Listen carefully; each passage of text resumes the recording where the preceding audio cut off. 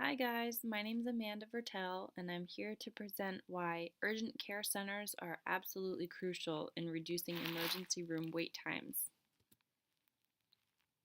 The mission statement is to treat all patients with top quality care while minimizing hospital emergency room congestion. The vision that I have for opening urgent care centers in densely populated areas is to bridge the access barriers to healthcare while becoming a trusted source of quality and timely care. So, this infographic describes how urgent care centers will actually alleviate the congestion in our emergency rooms.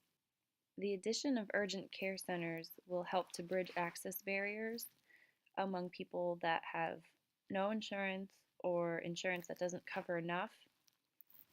It also addresses public transportation issues that prevent people from getting the quality care that they need.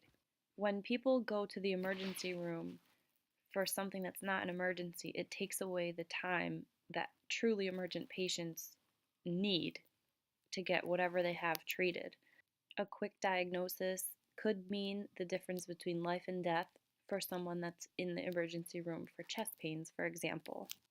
For the patient and the family members that are there for the emergent patient, satisfaction decreases the longer that they have to wait for care. Patient satisfaction is important for the facility as well as the community. With technology nowadays, there's numerous ways for people to report poor service or good service for that matter. Delivering top quality patient satisfaction also ties into cutting costs for the patient as well as the provider. If a facility has very low reviews, people aren't going to want to work there, for starters, because of the reputation that they carry.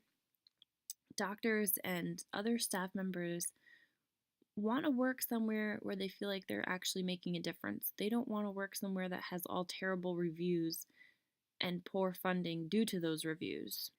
Additionally, the opening of urgent care facilities within a large metropolitanized community will help to cut costs in the emergency rooms.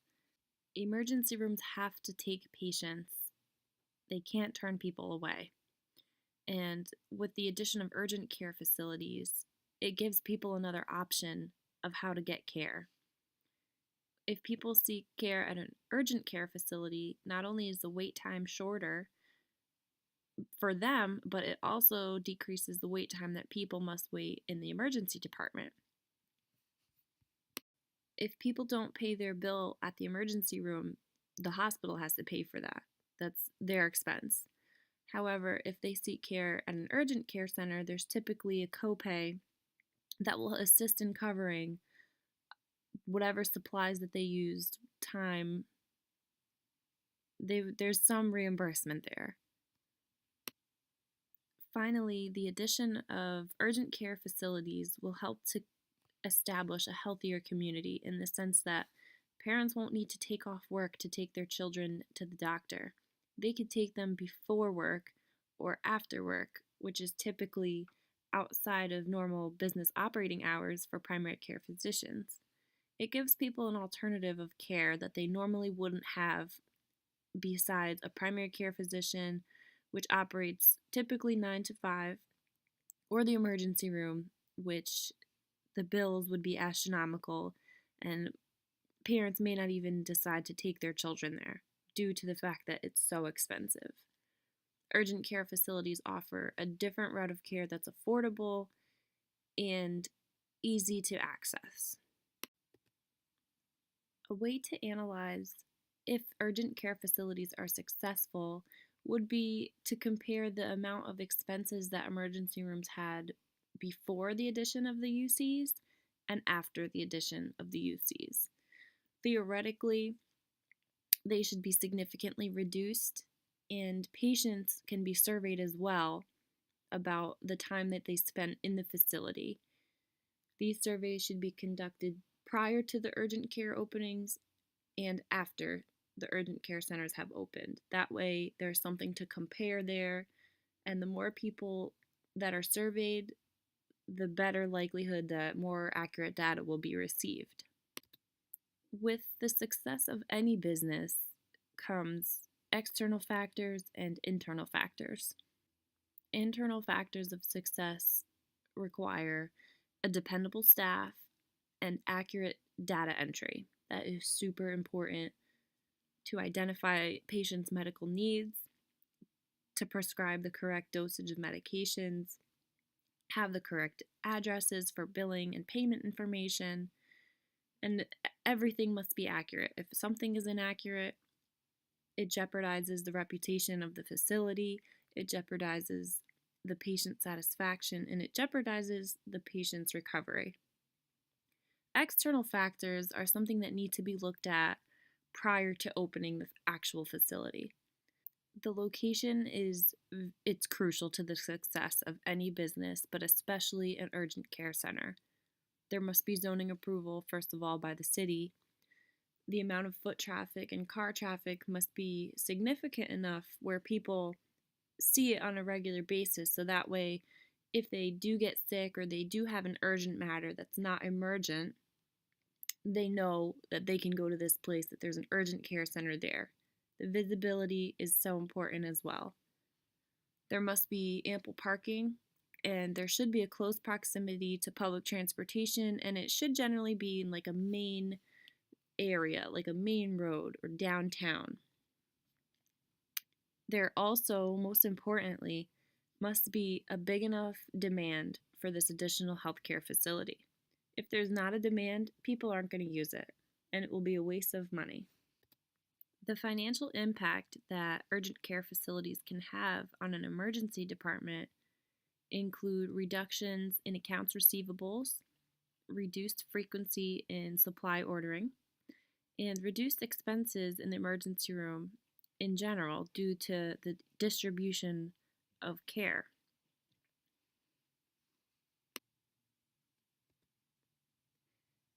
In order for the urgent cares to be successful, they must have a big enough demand, first of all, like I mentioned in a previous slide,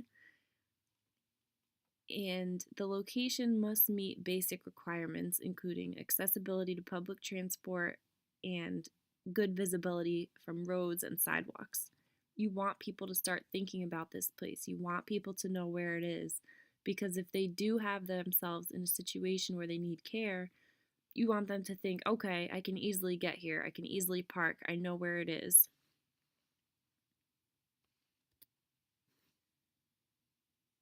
Resources that are needed to open urgent care facilities include an ample budget. There needs to be targeted advertising before the place even opens. That way you get people thinking about it and familiar with it. A reputable staff needs to be hired.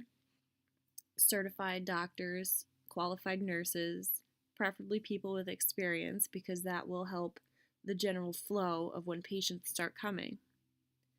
There also, most importantly, needs to be a demand for improved access to healthcare. That's the whole point of opening these urgent care centers. Targeted areas include urbanized cities and metropolitan areas. As you can see, the New York, New Jersey, Connecticut population is through the roof for such a tiny area. With all these people living in such a small area, a couple hospitals aren't really going to meet the needs that the whole community has. The goal of these urgent care centers is to provide adequate access to health care in these urban cities, which will eliminate a lot of unnecessary emergency room visits, therefore allowing emergency room staff to work on true emergencies, which will save time, money, and improve patient satisfaction for people that are emergency room patients as well as urgent care patients. People don't want to wait. That's the most important thing. The timeline of implementing the urgent care facilities, we would need about 2 years to have completely accurate results. About January through April, would be looking for an optimal location in the Stamford, Connecticut area, which is where I'm from. Visibility, foot and auto traffic needs to be identified, parking. Those are all crucial things that need to be looked at before even thinking about opening the facility. About 3 months would be dedicated to finding a reputable staff. This would include posting job advertisements, applications, conducting interviews, and the actual overall hiring process. In June of 2018, billboard ads as well as digital ads like on social media such as Facebook or Twitter, Instagram will start to get the community to think about this opening of the urgent care facility. It will embed it in people's brains, get people talking about it. A month following the grand opening, just to show the public what they have to offer. I know giveaways are a great way to get their name out there, like chapsticks, hand sanitizers, band-aids, magnets, even business cards are a great way for people to have some sort of connection to this place. They'll have an easy way to find a phone number if they have a question, if they want answers, if they want to know if they provide a service. It's a good way to incorporate themselves in the community. To analyze the success, we would generally need about a year and a half to 2 years for the break-even point. Profitability is determined at this point because it generally takes this long for everything to stabilize. The financial impact and potential benefits.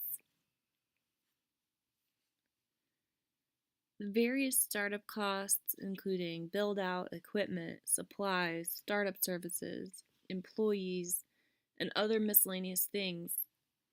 On average, it's estimated to cost between $850,000 and $1 million to open an urgent care facility. The profitability of this, it will start to show about 2 years after the opening. There's great potential for profitability, especially if the correct advertising strategies are taken and the correct community involvement is done. After all of the basic resources are established, like the staff, for instance, the supplies, the equipment, the location, after all that's established, something else that must be established is a secure network. If there's any room for patient data to be leaked, it's going to be leaked, and that's a liability, that's a lawsuit, it's expenses that are not planned for. It's bad. It's something that you don't want to happen, especially as a new healthcare facility. Having a secure network is absolutely crucial to the success of an urgent care facility. Compliance with relevant regulations and ethical challenges. Connecticut has very unclear regulations regarding what qualifies as an urgent care facility. However, HIPAA precedes all other state and federal privacy laws. So as long as patient information is kept secure, there seems to be no other ethical issues that are at stake here.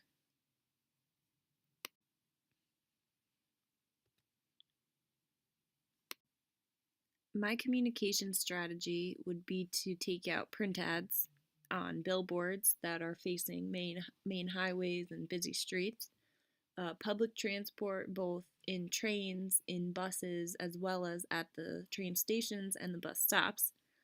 School flyers are also a great way to reach parents of the school-aged children that so frequently need health care. Community outreach programs that will explain the benefits of utilizing urgent cares versus emergency rooms, teaching people that it will lower their cost, shorten their wait, and they'd receive more attentive care. It's important for people to understand that they benefit from this as well. Location, again, so important.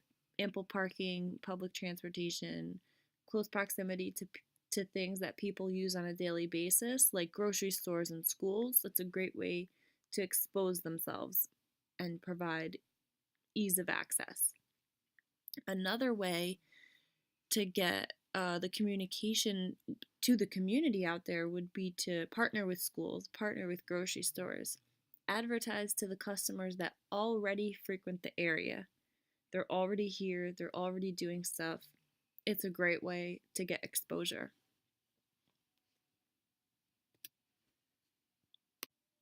Something that can help people identify when to use an urgent care versus when to go to the emergency room.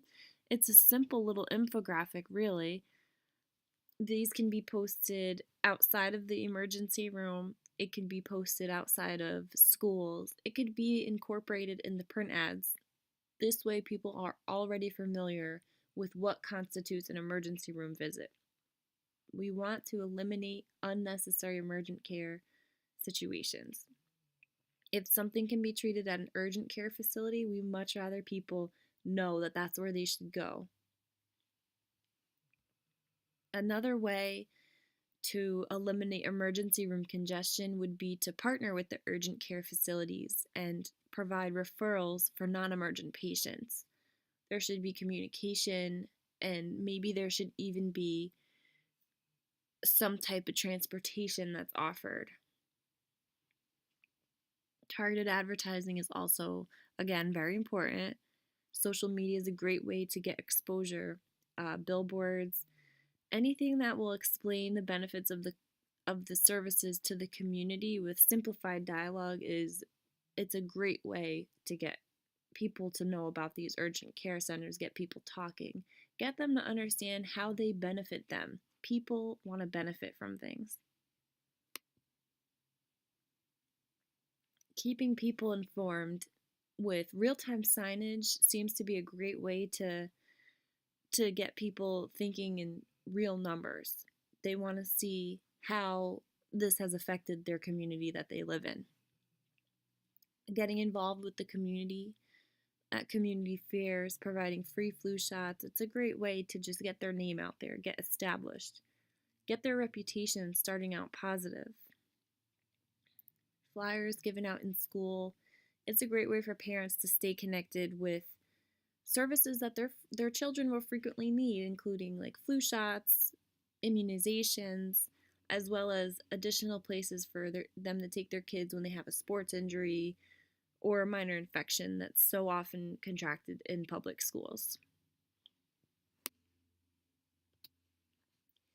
The goals include reducing crowding in emergency departments and reducing wait time, treat emergency patients more speedily, allow emergency room staff to focus on true emergent situations, improve the quality of care in the emergency room, improve access to health care within the community, and reduce accounts receivables in the emergency departments. Significant milestones will be reached when emergency room waiting time falls from 30 minutes to 15 minutes.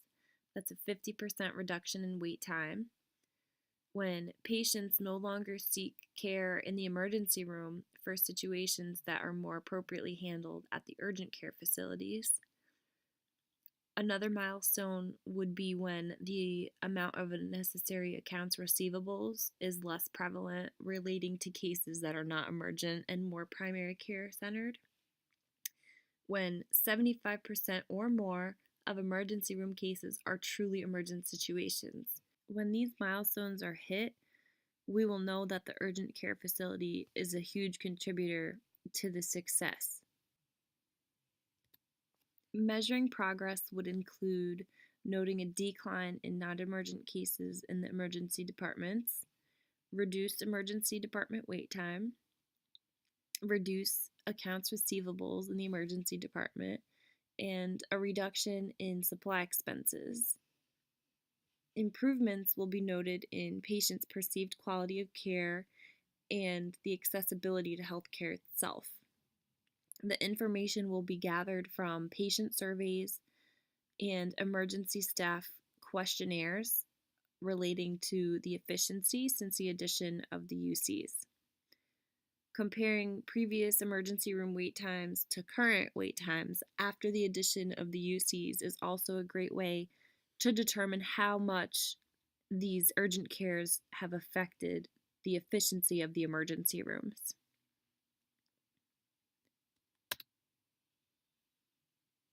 Surveys will be given to all patients that have received care in the emergency room. Their time should be recorded as soon as they are entered, as soon as they're seen by a doctor, the time that they leave, and the level of satisfaction that they would rate their stay.